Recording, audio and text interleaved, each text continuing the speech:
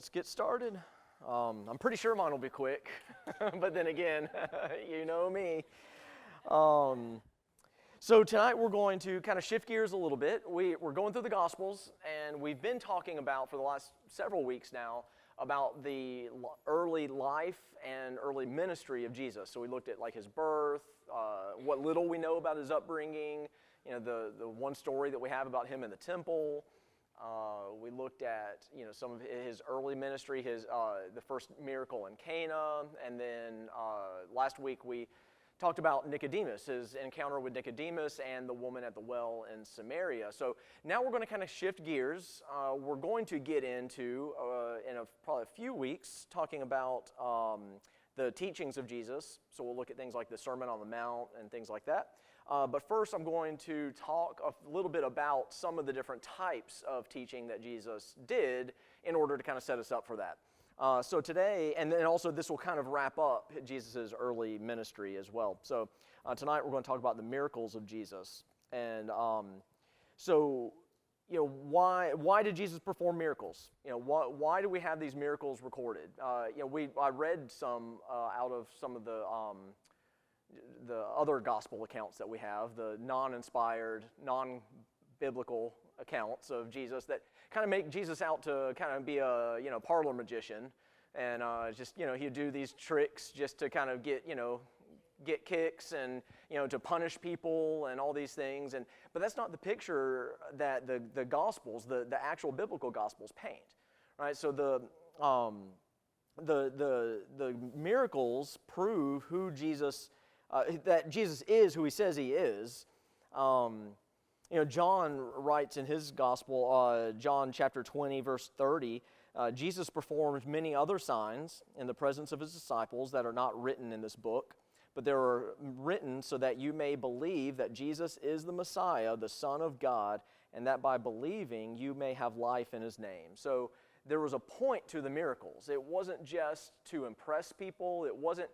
And the miracles weren't even just to heal people. You know, a lot of his miracles were healing. Or, you know, restoring sight to the blind. He healed the lame. He, you know, did all these things, and it provided a nice physical benefit. You know, that's great to be able to see, to be able to walk, and all those things. But there was so much more to the miracle itself, and so we have to look at what are his actions saying. Now, in the Gospel of Matthew, we're going to look at a term that's known as inclusio. I'll write that on the board.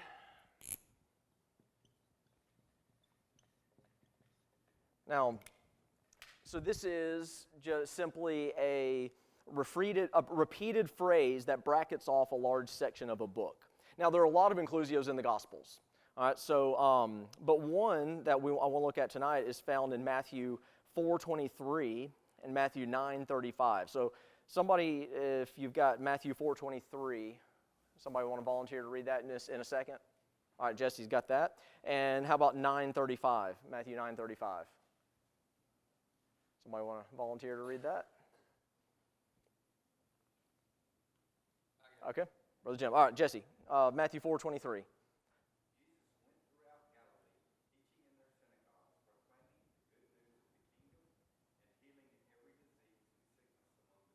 Okay, and then 9:35. Jesus went about all the cities and villages, teaching in their synagogues and proclaiming the gospel of the kingdom and healing every sickness and every disease among the people. Okay, that sounds pretty stinking close, doesn't it? In fact, there's only like one word difference in the two. So there's just a very minor difference in those two sections. So what we see is the beginning and the end of an inclusio, a section in Matthew's gospel. So Matthew 4:23 begins the section, and it lists three activities of Jesus. All right, so what does he do? What's number one? He does what? Teaching in their synagogues, right? All right, then number two, preaching the good news, or proclaiming the word. Yeah, preaching the good news. And then three, healing healing every disease and sickness. And then Matthew 9:35 practically says the same thing. So what we look at is what happens in between. So Matthew 5 to 7, we've got the Sermon on the Mount. which is Jesus' proclamation of the kingdom. He's teaching the people about what it means to follow him. And really the Sermon on the Mount, I love teaching on the Sermon on the Mount. So we're going to get into that for probably a couple of weeks and just kind of give a really quick bird's eye view of it. Because we could spend a long time just on the Sermon on the Mount. It's hard. It's a hard teaching.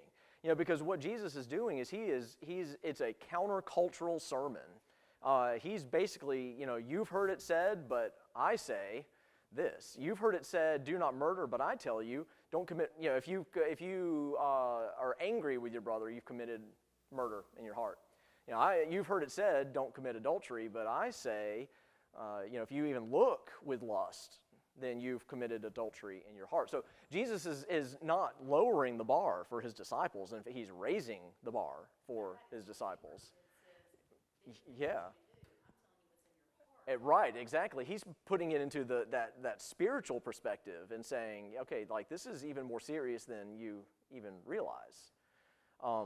And it's deeper, yeah, right. Because, right, sin doesn't just happen outside of us, right? And what Michelle just said is head on. She hit on the nail on the head. It begins in the heart, right? I mean, somebody doesn't just wake up one day and decide to ruin their life. It's little by little, choices are made, and it really reflects what's going on in their heart. And also, too, like you look at the big sins, alcoholism or drug addiction, habitual adultery.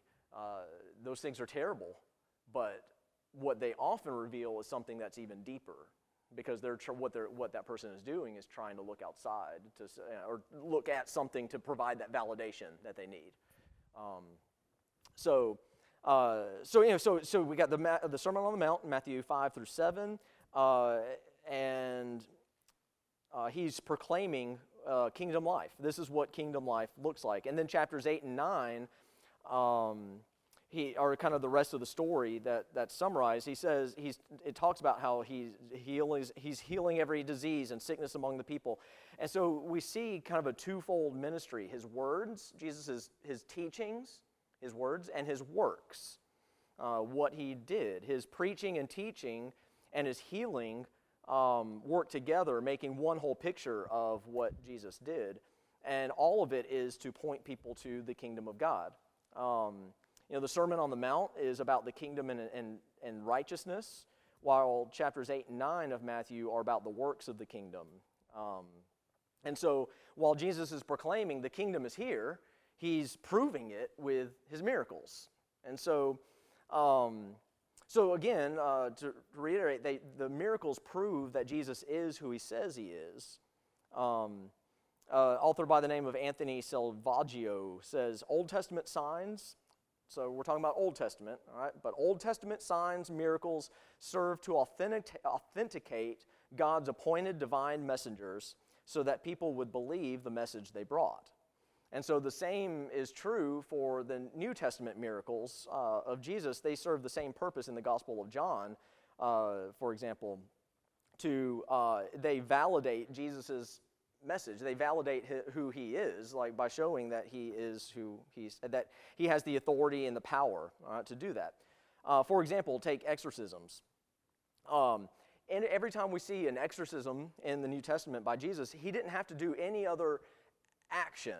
He didn't have to do any kind of gesture. He didn't have to go through any kind of ritual. He spoke a word, and the demon would leave. But contrast that to we have some records of other exorcisms that were performed. For example, by the Jewish historian Josephus. Josephus writes in his book, in Antiquities, he's describing an exorcist who he had heard about. He said, "For I have seen a certain man of my own country, whose name was Eleazar, releasing people that were demonically, or in the presence of demons and possessed by demons, and the whole multitude of his soldiers. He put a ring that had a root to the nostril of the demoniac, and after which he drew out the demon through his nostrils, and when the man fell down immediately, he abjured himself to return in him no more, making still mention of Solomon, and reciting the incantations which he had composed. He said a little he set a little way off a cup or a basin full of water and commanded the demon as he went out of the man to overturn it, thereby to let the spectators know that he had left the man. And when this was done, the skill and the wisdom of Solomon were shown very manifestly. But compare that to all the exorcisms that Jesus performs. Jesus doesn't have to go through all the hoopla and the rituals, and even there's almost even a sense of you can see a little sense of a sense of pride, I guess, or trickery. Not trickery. I don't know what the right word is, but when they set when they set the basin of water out, so that the demon, when he exits, trips over the basin of water, say, "Look, everybody, see, he exited this person." But Jesus just says a word and it's done. And so, and then Luke 4:31 through 38 shows the same thing. Jesus went down to Capernaum, a town in Galilee, teaching the people. And it says, in the synagogue there was a man possessed by a demon, an evil spirit. He cried out at the top of his voice, "Ha, what do you want with us, Jesus of Nazareth? Have you come to destroy us? I know who you are, the Holy One of God." "Be quiet," Jesus said sternly. "Come out of him." And the demon threw the man down before them all and came out without injuring him. All the people were amazed and said to one another, "What is this teaching? With authority and power, he gives orders to evil spirits and they come out." Now, in the Greek, this passage ends with a slightly different word. It says, "What is this teaching?" here, but in the Greek it says, "What is this word?" It's not just "what is this teaching," as if it was like, there's some discourse that Jesus was providing. It's just, what is this word? They were amazed at the word that Jesus spoke, that had the power over the demons. Jesus speaks a word and it happens. And so by his word, he speaks authoritatively on life in the kingdom, as we see in the Sermon on the Mount, but also by his words that he performs all of his works, his miracles, and even the exorcisms. And so both show the kingdom of God, and they show his authority and his power. And so when we come to a miracle in the Bible, we have to ask ourselves, what is the purpose? What's the purpose of this miracle? Okay, so it's not just to be benevolent. In other words, it's not just so that the lame man could walk again. It's not just so that the blind could see. It's not just so that somebody wouldn't be demon-possessed. There's something that Jesus is going to show about himself. It has a lot of parallels to the I am statements that we went through on Sunday mornings in the service. Remember, the I am statements do two things. They disclose something about us, and they expose something about Jesus. I got that backwards. Expose something about us and disclose something about Jesus. They expose something about our sinfulness, about our need for him, and then they also disclose something about who Jesus is. So the miracles are similar in that they show that there is a need for healing. There is a need for physical touch. There is a need for all those things. Those are important. But they also expose or disclose something about who Jesus is. They disclose something about his power, about his authority, about his mission. So we have to ask ourselves, what is the purpose? Daniel Doriani says, there are some steps you can take in order to read miracle stories in a theologically informed and Christ-centered way. First, all miracles are Christ-centered. That's what I was talking about. They're all Christ-centered. They're all focused on Christ and for his kingdom and his glory. God is the hero of the story. Man is never the hero of the story. Now, as much as good as sometimes man can be and do good things, man's never the hero. God is always the hero, or Christ is the hero, but Christ is God.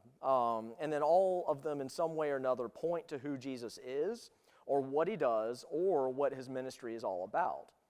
They all show that he is Lord and God. In them, we see that he is Lord of nature, of disease, of demons, over all things, rich, poor, male, female, sin, disease, Jew, and Gentile.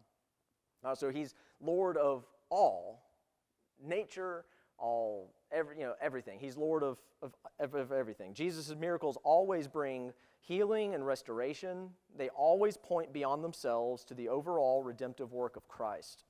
We're not just saved from sin and the sense of escaping punishment, we are saved entirely. There's no end to the scope of Christ's redemptive work. No, we do not receive all the benefits now, we only taste the fullness of redemption, but there will be no limit to it. There is no realm of life that God's love and Christ's redemption cannot touch. And so I just want us to understand that the miracles, when we read them, we have to look at the big picture. What is Jesus trying to teach? So, for example, let's look at the healing of the official's son. All right, this is John in the book of John. He goes through and he talks about seven signs of Jesus, and so these were 7 miracles of Jesus. So we've talked about the first one. What was it? Yeah, the wedding at Cana, turning the water into wine. All right, that was his first sign. So the healing of the official's son is the second sign that John records. The others were walking on the water, healing the paralytic, healing the demoniac. I didn't write them down, so I'm just going off the top of my head. And the raising of Lazarus.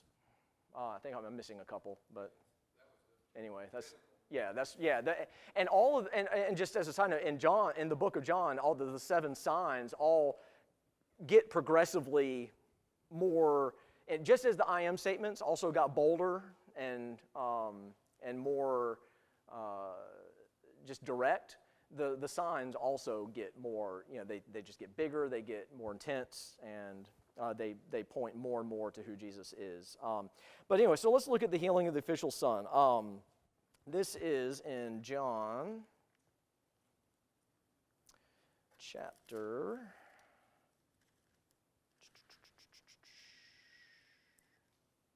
4, yeah.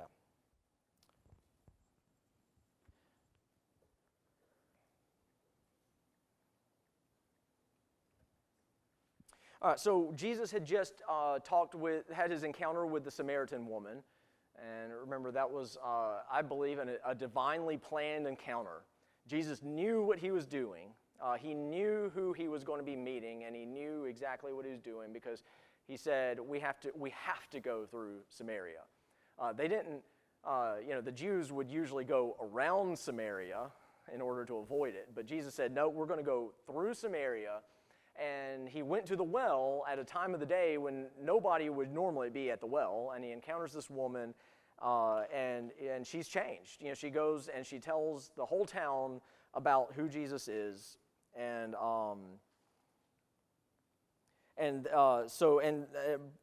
it seems the whole city of Sychar believed in him, but not because of his works, but because of his word. All right, so in chapter 4, verse 42. They told the woman, we no longer believe because of what you said, since we have heard for ourselves and know that this really is the Savior of the world. So up to this point, this is a better response that Jesus gets from the Samaritan people in what they would consider to be this foreign city. This is a better response than anything he's gotten out of his own people in his own land. And so Galilee, they make their way to Galilee. Now, Galilee is the region that Jesus grew up in. It's where Nazareth is, all right? And Cana is in Galilee as well. It's where he turned the water into wine. So Jesus, in a sense, is returning to his old stomping grounds. This is the place he grew up. This is the place that he is kind of like returning home for him, so to speak. And so verse 44 begins with the word "for." All right, so it says, indicating there was a reason that Jesus left Samaria to go back to Galilee. All right, so in verse 44, it says, for Jesus himself had testified that a prophet has no honor in his own country. All right, so let's back up and read verse 43. After 2 days he left there, which is Samaria, for Galilee, which is where he grew up. For Jesus himself had testified that a prophet has no honor in his own country. So that word "for" to me indicates that there was a purpose for which Jesus was going to Galilee. He was leaving Samaria, where the whole town of Iscar was being turned upside down and he goes to Galilee. And what was the reason? He said, a prophet has no honor in his own country. So I believe he's going intentionally back to where he's less honored, back to his own people who wouldn't understand him. So verse 45 is kind of unexpected then. All right, so look at verse 45. He says, when they entered Galilee, the Galileans welcomed him because they had seen everything he did in Jerusalem during the festival, for they also had gone to the festival. All right, so Jesus leaves Samaria, goes to Galilee, and it is for the reason that a prophet has no honor in his own hometown. So when we read verse 45, it's a little unexpected, right? Well, they welcomed him.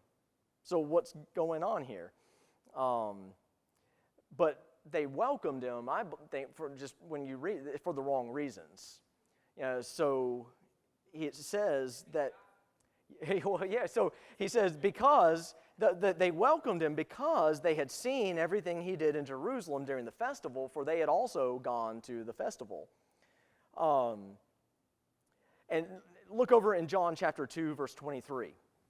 This is kind of a similar thing. We actually we talked about this because this is right before Jesus has his encounter with Nicodemus.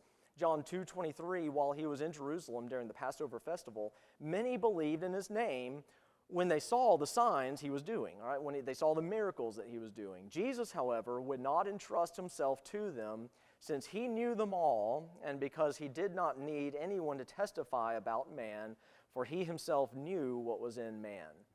So they believed, but what did they believe in? They were believing in his signs and his miracles and his works, but that belief did not transform them. Now, so flip over to John chapter 7, starting in verse 1. John chapter 7, verse 1, after this, Jesus traveled in Galilee since he did not want to travel in Judea because the Jews were trying to kill him. The Jewish festival of shelters was near.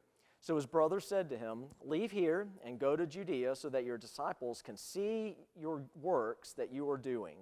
For no one does anything in secret while he's seeking public recognition. If you do these things, show yourself to the world. And then we have this little parenthetical insert here. It says, for not even his brothers believed in him. All right, so his brothers come to him and they say, well, so Jesus, leave here, go to Judea so that your disciples can see everything you're doing, all these really cool things, all these good works that you're doing, because nobody does anything in secret while he's seeking public recognition. So if you do these things, go show yourself to the world. In other words, go make yourself known, make a name for yourself. You could gain so much more popularity, so much more recognition if you would just go and do these things. But it says that his brothers didn't even believe in him. And so Jesus told them, my time has not yet arrived, but your time is always at hand. The world cannot hate you, but it does hate me because I testify about it, that its works are evil. Go up to the festival yourselves. I'm not going up to this festival because my time has not yet fully come. After he said these things, he stayed in Galilee. So his brothers knew that he could do miracles and wanted to show them off to the world in order to get recognition. But Jesus says, it's not my time yet. That's not the reason that's not my purpose. And that's not my time yet. So enter the official. All right, so an official comes to Jesus in verse 46, back in chapter 4. Jesus again went to Cana of Galilee, where he had turned the water into wine. And there was a certain royal official whose son was ill at Capernaum. When this man heard that Jesus had come from Judea into Galilee, he went to find him and pleaded with him to come down and heal his son, since he was about to die. So this is exactly what Jesus was warning against here. First, he scolds the Galileans. In verse 48, he says, Jesus told him, unless y'all see signs and wonders, y'all will not believe. So I say y'all, but it obviously doesn't say y'all in my Bible, but that's the South Georgia translation, because he's talking in the plural here. He's addressing the Galileans, not just the man. All right? He doesn't, that you is not just like you, it's y'all, right? So, yeah, you could, but it sounds a whole lot, it's just a whole lot more efficient to say y'all, right? So he says, let's see, well, now I've lost my place. Unless y'all see signs and wonders, y'all will not believe. You do not believe in me, you believe in my signs, is what he's telling them. Just like the people in Jerusalem and just like his brothers. So just in those two passages that we read back in John chapter 2 and then in John chapter 7, he's saying that just like the people in Jerusalem and just like my brothers, they're sign seekers. You know, where they don't truly honor God or they don't treasure Jesus. What's that? Yeah, right. It reminds me too of, this is not in my notes, so I'm just kind of winging it right at this point. But, John chapter 6, and remember I touched on this in the sermon on the I am statements. Because right after Jesus walked, he fed the 5,000, and then he goes and he walks on water, and then the next day, it says in verse 22, the next day the crowd that had stayed on the other side of the sea saw that there had been only one boat. They also saw that Jesus had not boarded the boat, but that his disciples had gone off alone. Some boats from Tiberias came near the place where they had eaten the bread after the Lord had given thanks, and when the crowd saw that neither Jesus nor his disciples were there, they got into the boats, and they went to Capernaum looking for Jesus. When they found him on the other side of the sea, they said to him, "Rabbi, when did you get here?" Which is still funny to me that they asked that because they knew where he was. They were seeking him. They're just kind of like, "Oh, when did you get here?" And Jesus answered, "Truly I tell you, you are looking for me, not because you saw the signs." Now, so this is a slightly different reason because he's saying that not because you saw the miracle, but because you ate the loaves and were filled. So here we see people who seek Jesus for the signs, but we also see there's a sense of when people seek Jesus for the benefits, right? Because, our bellies were filled, and, we saw what you did, and we want more, right? But then, so how does Jesus answer? He says, "Truly, I tell you, you're looking," so I just read that. "Don't work for the food that perishes, but for the food that lasts for eternal life, which the Son of Man will give you, because God the Father has set his seal of approval on him." And then he goes on to say, the crowd says, "What can we do to perform the works of God?" Jesus said, "This is the work of God, that you believe in the one who he has sent."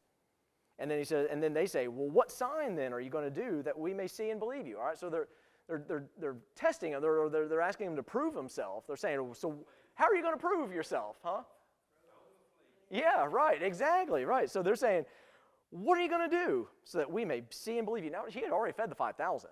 They had seen that, right? They had experienced that. But they asked, "What are you going to do?" Our ancestors ate the manna in the wilderness just as is written. He gave them bread from heaven to eat. So they're even quoting scripture to Jesus. And Jesus said to them, "Truly I tell you, Moses didn't give you the bread from heaven, but my Father gives you the true bread from heaven.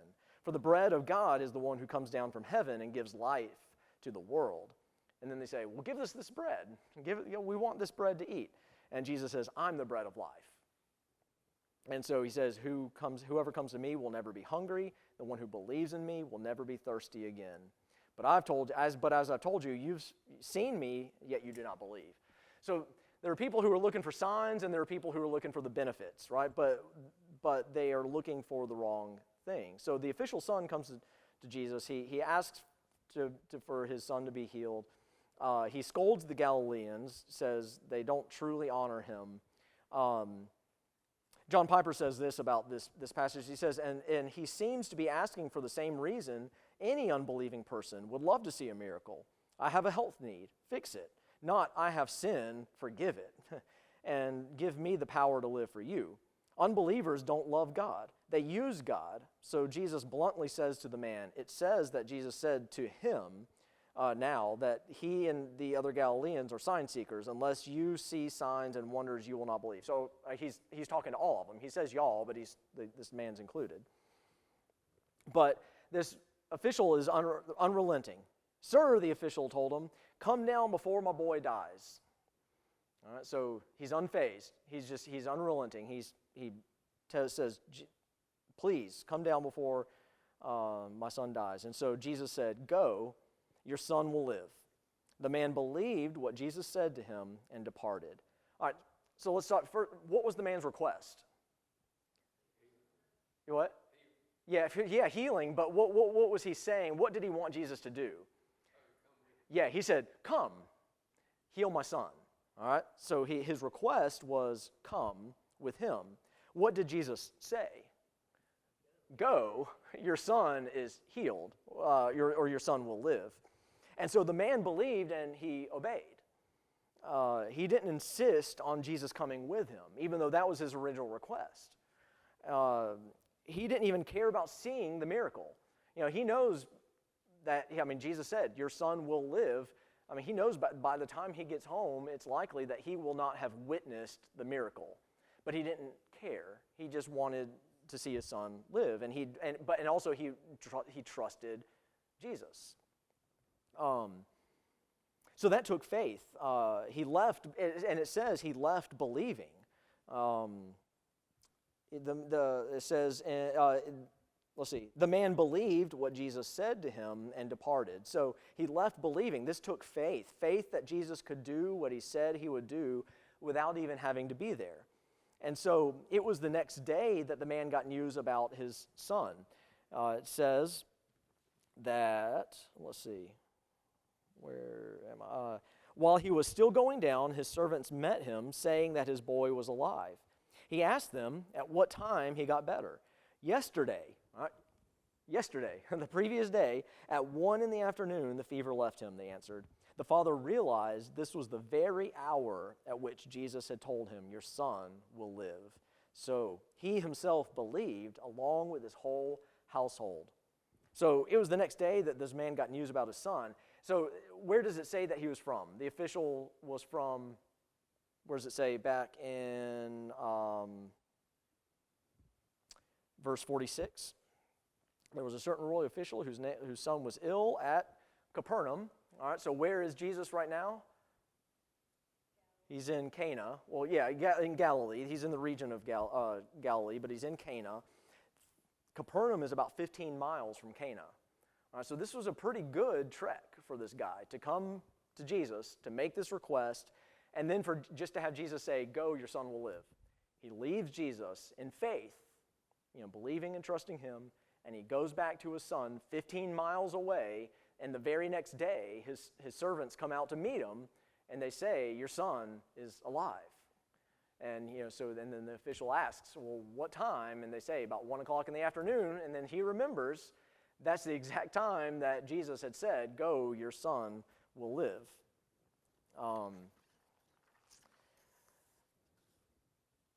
So the father realized that it was the very hour. He said that your son will live, and so he himself believed along with his whole household. So thinking back to the purpose of the miracles, what is the purpose of healing the official son? Think about that. Well, I was kind of thinking the official was at his spot. He was about to lose his son. Mm-hmm. And Jesus wasn't going to put on a show for everybody else. So Yeah. I kind of feel like sometimes when we're at our bottom is when you do start talking to Jesus. Yeah. And I'm going somewhere with this. For God's glory, though. Yeah. I think that's a big part of it, but Yeah. the glory came not in the healing of the son, but in the saving of Right. the family. And you're right. Yeah. So you got the glory that's shown in the healing. But I think that's why it's important that we have that recorded, because it says that glory resulted, or him showing his glory, displaying his glory, resulted in saving faith for his family. Not only him, but also his household. It.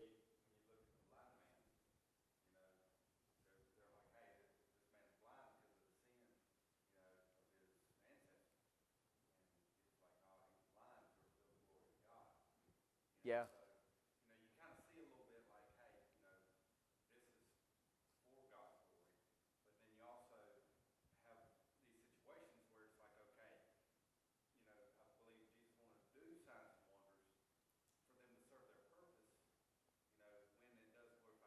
Mm-hmm. Well, right. Yeah. Right. And so when Jesus says, when they lowered the guy down and to be healed, and he didn't just say, pick up your mat and walk. What did he say? Your sins are forgiven, right? And then now take up your mat and walk. Because again, Jesus is showing that, and actually I have this written down, Jesus' physical gifts are not his greatest gifts.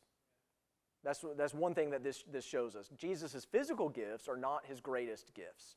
They're great. Getting to be able to see and walk and all those things are great, but they're not our greatest need. What is our greatest need? Exactly. Were you going to say something? Just to chase the rabbit for a second, Yeah. I had never noticed this. In verse 50, it says, the man believed the words that Jesus had spoken. And then in verse 53, it says, he himself believed. He didn't just believe in Jesus' word anymore. Right. He believed in Jesus. Right. The first time he believed in him as a healer. As a healer, right. Then he believed in him as Right. a Savior. And that's why I believe that this indicates a saving faith, that it wasn't just, see, and I think, and that's a great, thank you for pointing that out, because it's showing that it's kind of contrasting his response to Israel's response. When the people of Israel, when his own people, the Jews, were seeking these signs and wonders and following him because of the benefit, the physical benefits of following. This shows a contrast to that I think it was a saving faith. Yeah. Mm-hmm. Or you. And also in John chapter 4, verse 45, the Galileans received him, having seen all the things that he did at Jerusalem. I thought about John 1:12, as many as received him, Mm-hmm. he gave power to become the sons of God. I went back and looked that up. It's two different Greek words. One is dekamai, one is lambano. And if you look at the distinction between them, the one in John 4:45, the people received him because Yeah. they've seen him. They listen. Okay, so yeah, right. But in John 1:12, it's to It's like an embracing. Yeah, right. So Huh. the people in Galilee didn't. We're not embracing them, right? And that's exactly the point I was trying to make, that they were. Yeah, right. So that's why we see that. Okay, well, so Jesus is saying that a prophet's not honored in his own country, but then it says that they welcomed him, but it was not really. It was a superficial welcoming, basically. Yeah, right. Yeah, entertain us, feed us. Do these signs and. Yeah, exactly. Right. But then this man, he believes, he leaves Jesus, and then it results in actually believing, embracing him, and really changing him. So, but then it goes back also, like Jesse was saying, it shows that Jesus is, first of all, gracious. He still heals the man, even though he says, like, you guys are seeking signs. You're just sign seekers. You're just following me because you just want the benefits. He still heals the man's son. So Jesus is gracious, but also he's sovereign. Jesus, so the first miracle, recorded in John at least, was the turning of the water into wine. Jesus was there. He physically was there in the room where the water was turned into wine, right? Did he have to be? No, but he was.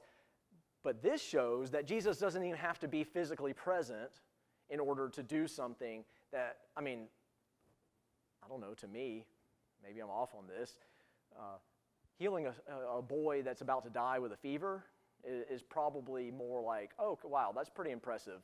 The wine is impressive. Don't get me wrong, right? But, saving a boy's life when you're not even there. Yeah, this is not smoke and mirrors. This isn't, pulling a bunny out of a hat where, you've got something, there's a trick to it. When Moses went down to Egypt and he turned the water to blood, even the false magicians were able to do that. Right. But they couldn't control life and death. Right. When the plagues started getting more intense, like when, ultimately the Passover, they knew that this was serious. Right. And there was even a point, in I forget which which plague it was. There was a point where it actually, yeah, that says that they were unable to, yeah.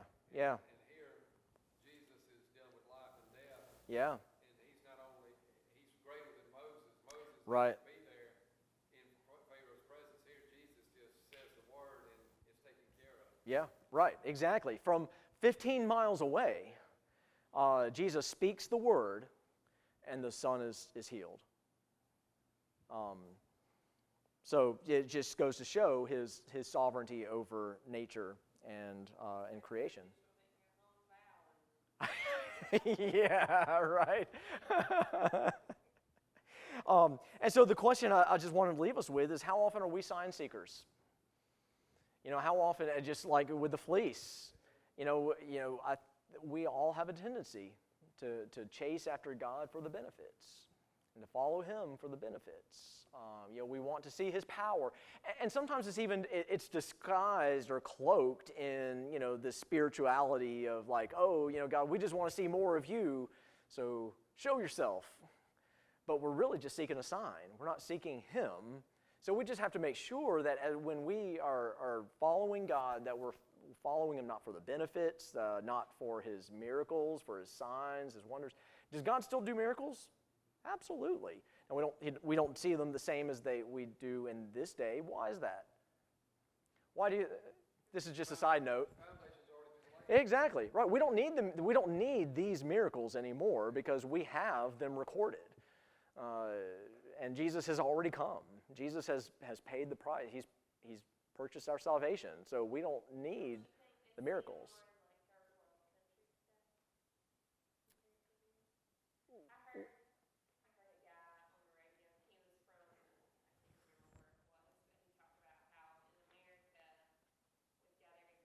Mm-hmm.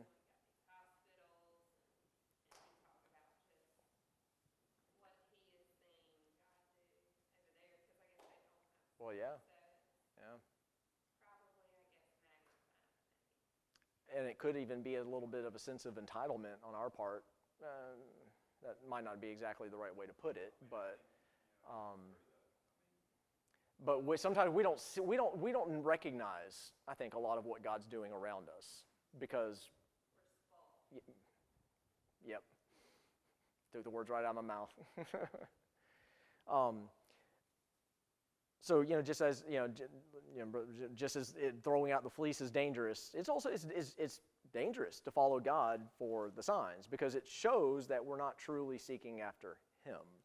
We want more of Him. We want to see His glory made known. We want to see more of His kingdom, not just His works. And so that's what I'll leave us with tonight. And see, I told you a little bit early. Everybody have a good night.